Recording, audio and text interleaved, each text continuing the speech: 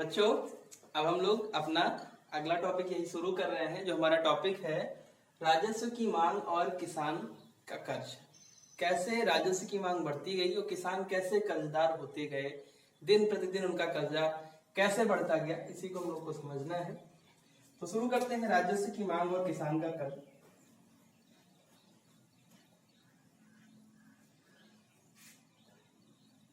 बंबई दक्कन में नई व्यवस्था लागू की गई। जो कर की व्यवस्था थी वो एक नई कर की व्यवस्था लागू की गई। आपने देखा रैयतवाड़ी प्रथा, और संपूर्ण बंबई या दक्कन में ये 1820 में लागू की। शुरुआत इसकी 1810 से होती है, नई नीति की कुछ क्षेत्रों में लागू होती है, लेकिन 1820 में संपूर्ण बंबई दक्कन के क्षेत्र में ये लागू कर दी जाती है। इसके बाद इसका प्रभाव क्या पड़ता है? इसके प्रभाव में देखने को मिलता है कि किसान अपने गांव छोड़कर भाग जाते हैं। जो कृषक थे वो इन करों को वहन करने में सक्षम नहीं थे, इसलिए वह अपने गांवों को ही छोड़कर दूसरे स्थानों तक पलायन कर गए, दूसरे क्षेत्रों में चले गए जहां पर यह व्यवस्था न लागू हो या अंग्रेजों की इस तरह की नीतियां न कार्यान्वित हो रही हों। इसका कारण क्या था? इसका कारण भी देखेंगे हम लोग। इसका कारण ये था कि जहां पर ये लोग रह रहे थे वहां जो जमीन थी वह उपजाऊ कम थी, कम उपजाऊ जमीन थी। दूसरी बात क्या थी कि वर्षा जो थी वो कम होती थी, वर्षा कम होती थी। तो पहली बात तो कम उपजाऊ भूमि, दूसरी बात सिंचित दशाएं नहीं, यानी सिंचाई की कोई बेहतर व्यवस्था नहीं, बरसात भी बहुत अच्छी नहीं होती है। ऐसे में इन्होंने अनुभव किया कि कर दे पाना मुश्किल है, इससे बेहतर है इसी को छोड़ के निकल लिया जाए। कुछ जो बचे यहाँ पर, कुछ जो बचे हुए थे, जो रुके यहाँ पर, उन्होंने क्या किया? उनके साथ कड़ाई से पेश आए। कौन कड़ाई से पेश आया होगा? अंग्रेज उनके साथ बहुत ही कड़ाई से पेश आए। यहाँ के जो अधिकारी होते थे, अंग्रेज अधिकारी, वे कंपनी को, यानी कंपनी के द्वारा ही नियुक्त किए जाते थे कि किसानों के संपर्क में रहिए, उनसे कर लीजिए। तो वो कंपनी को खुश करने के लिए, इस प्रशासन को खुश करने के लिए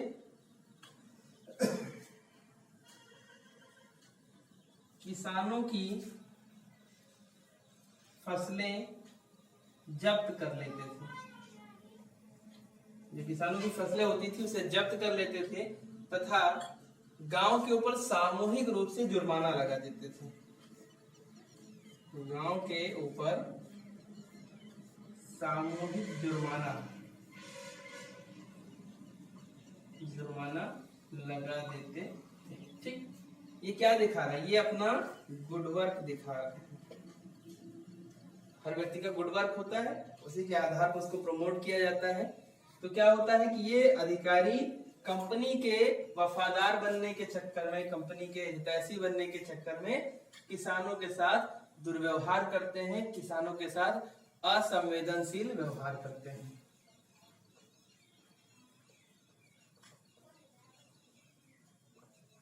असंवेदनशील या अमानवीय व्यवहार करते हैं, ये ऐसी स्थिति होती है। 1830 के आते आते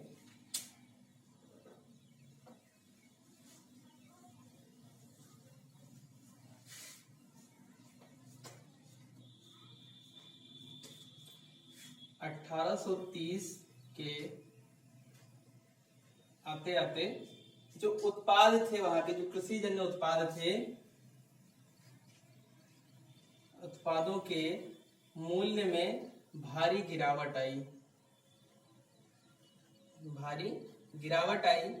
और उसके बाद 32 से 34 के बीच में अकाल पड़ा। 34 अकाल पड़ा। ठीक, पहले तो वस्तु के मूल्यों में गिरावट आ रही, गेहूं अगर 5 रुपए में बिकता तो 3 रुपए में बिक रहा है, यानी कि लागत भर का पैसा निकल रहा है, अधिशेष कुछ नहीं। कर कहां से देंगे, नहीं दे पाएंगे। दूसरा, अकाल पड़ जाने से क्या होता है, सूखा पड़ गया, बाढ़ आ गई, अकाल पड़ गया, तो ऐसे में क्या होता है कि मवेशी, उस समय जो पशुधन था वह प्रभावित हुआ, भारी संख्या में इनके जानवर मर गए, भारी संख्या में जो लोग थे, कृषक वर्ग था, उनमें काफी हानि हुई, काफी लोग मर गए। और जो बचे वे भारी आर्थिक बोझ के तले दबे थे।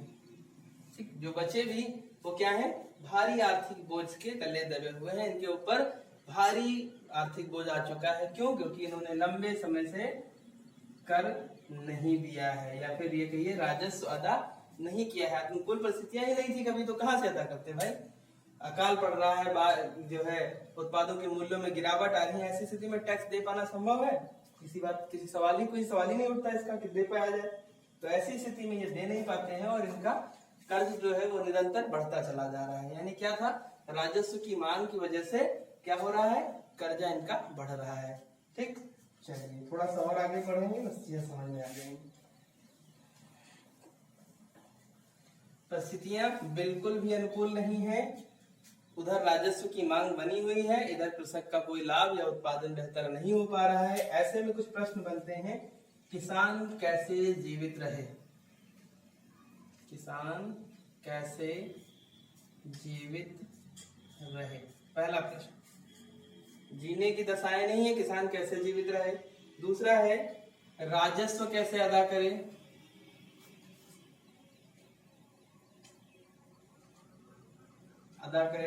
तीसरा है, जरूरत की चीजें कैसे इकट्ठा करें,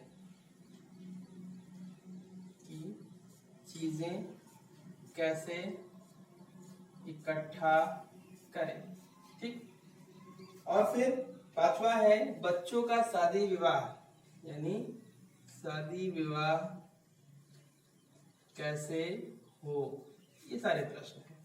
ठीक, इन प्रश्नों का जवाब कौन दे, इन प्रश्नों का जवाब देना चाहिए उस समय की प्रशासनिक व्यवस्था को, प्रशासन को देना था। लेकिन उत्तर क्या मिला, कुछ नहीं, कोई जवाब नहीं आया, कोई सहानुभूति, कोई सिंपैथी इनके साथ उनकी नहीं जगी। ऐसे में भी किसके पास जाएंगे, ये जाएंगे किसी के पास जो ऋण देता हो। ठीक, ऋण देने वाला गांव में कौन होता था, साहूकार। और उससे क्या लिया इन्होंने, ऋण ले लिया। ऋण लेने के बाद पहली आवश्यकता कौन सी पूरी करेंगे, जो जरूरत की चीजें हैं, यानी भोजन पानी वगैरह इंतजाम करेंगे। फिर उसके बाद बच्चे फिर अपनी जीवन व्यवस्था को संभाल पाएंगे, तब जाके कर का नंबर आएगा। और शादी विवाह तो होता ही रहता है, उसकी तो बात ही अलग है। ठीक, कभी कभी शादी विवाह के लिए भी बड़े बड़े कर्जे ले लिए इन्होंने। तो ऐसे में ये सबसे बाद की बात थी, ये राजस्व इनके नहीं अदा हो पा रहे थे और अदा होने का कोई सवाल भी नहीं बनता था ऐसी दशाओं में। ठीक, लेकिन कुछ हद तक इन्होंने प्रयास किया कि ऋण ले करके राजस्व भी चुकाया जाए, और बहुत सारे किसानों ने ऋण ले लेकर साहूकारों से राजस्व अदा किया। लेकिन एक बार, दो बार, 3 बार, 4 बार ऋण लेकर के आप ब्याज अदा, जो है राजस्व अदा कर सकते हैं। लेकिन धीरे धीरे क्या होगा कि आप साहूकार के कर्जदार बन जाएंगे, बड़ा ऋण आपके पास हो जाएगा जिस साहूकार जिस पर दिन प्रतिदिन ब्याज लगाता जा रहा है, ब्याज की दरें निरंतर बढ़ती जा रही हैं। 100 रुपए का 2000 बन जा रहा है।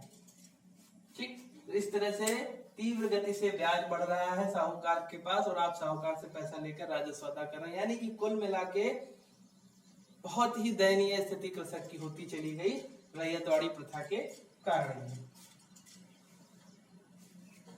लेकिन इसी में एक उम्मीद की किरण दोबारा जगी 1840 ईस्वी। अब हम लोग आ रहे हैं 1840 ईस्वी का जो सिस्टम रहा है। 1840 में ईस्वी है, जो भी मैं इधर देख रहा हूँ सब ईस्वी में आएगा। 1840 में पुनरुत्थान के लक्षण दिखाई दिए।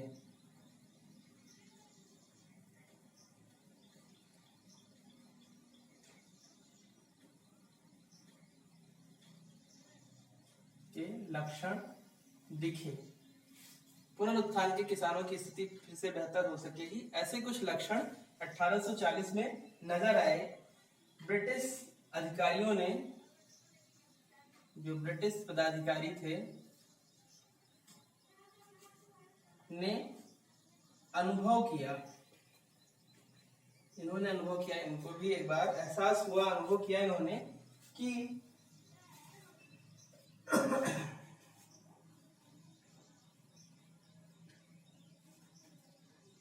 1820 में लागू की गई व्यवस्था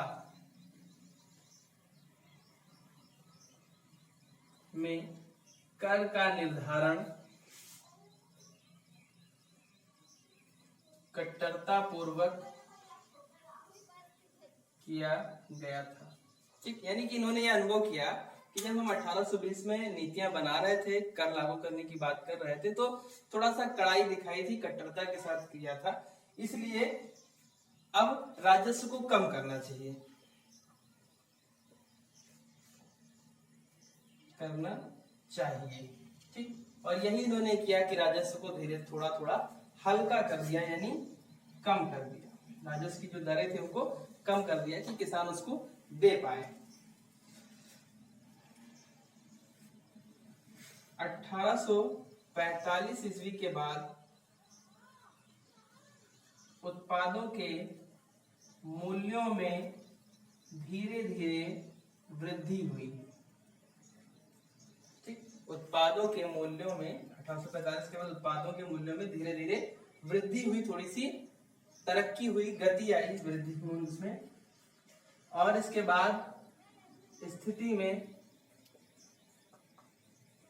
सुधार होना आरंभ हुआ। इसके बाद जो किसानों की दशा थी उसमें थोड़ा बहुत सुधार होना आरंभ होता है और कृषि उत्पादों की मांग बढ़ जाती है। उत्पादों की मांग बढ़ जाती है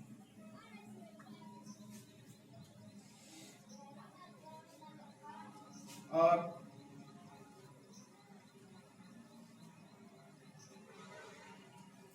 जब कृषि उत्पादों की मांग बढ़ जाएगी तो ये क्या सोचेंगे कि उत्पादन बढ़ाया जाए, और उत्पादन बढ़ाने के लिए क्या होना चाहिए, इनके पास संसाधन होने चाहिए। तो कृषि उत्पादों की जब मांग बढ़ी तो इनको ज्यादा से ज्यादा खेत पर खेती करना था, और खेती करने के लिए इनको चाहिए बैल, हल और बीज, खाद इत्यादि। तो इसके लिए एक बार फिर से जब कृषि उत्पादों की मांग बढ़ गई तो इन्हें किसी की मदद की आवश्यकता थी जो इनको ऋण मुहैया कराए और फिर से इनको बैल, हल और बीज वगैरह उपलब्ध हो सके और ये पुनः कृषि कार्य में लग सके, बड़े स्तर पर कृषि फिर से आरंभ कर सके। यानी कि एक बार फिर ऐसी स्थिति बनी कि इनको ऋण के लिए किसी के पास जाने की नौबत आ गई है फिर से। ठीक, कृषि उत्पादों की मांग बढ़ती है और इसके कारण इनको दूसरे की शरण में फिर से जाना पड़ेगा ऋण लेने। ठीक, तो अब इसी के साथ ये टॉपिक जो है इसको हम लोग कंप्लीट करेंगे और इसमें बहुत ज्यादा आगे नहीं खींचेंगे। इतना ही समझिए आप कि जो राजस्व की मांग और किसान का कर, ये जो दोनों का अंतर संबंध है वो इस तरह से बनता है कि राजस्व का निर्धारण कर दिया जाता है। निर्धारण करने के बाद काफी किसान पलायन करके भाग जाते हैं वहाँ की, जो है यहाँ हम नहीं रह सकते, अनुकूल दशाएं नहीं है। कुछ जो रह जाते हैं वो निरंतर कर्ज के दायरे में आते चले जाते हैं, ऋण के बोझ से दबते चले जाते हैं और कई बार परिस्थितियां उनके अनुकूल बनती भी हैं, सरकारें भी मदद करती हैं, नीतियों में जो है परिवर्तन भी किया जाता है, लेकिन वो सारी चीजें बहुत ज्यादा कारगर नहीं हो पाती हैं और वो सब मिलाकर इनके लिए हानिकारक ही ये साबित होती है पूरी व्यवस्था। इस तरह से हम लोग रैयतवाड़ी समझते हैं। रैयत का मतलब सीधे समझ लीजिएगा कि जब रैयतवाड़ी की बात आ रही है तो किसान का सरकार से सीधे संपर्क होगा, सीधे टाई अप होगा, सरकार को जो राजस्व मिलेगा, कंपनी हो या सरकार हो, जो भी प्रशासन व्यवस्था हो जो कर लेता हो, उसको कर सीधे सीधे किसान देगा।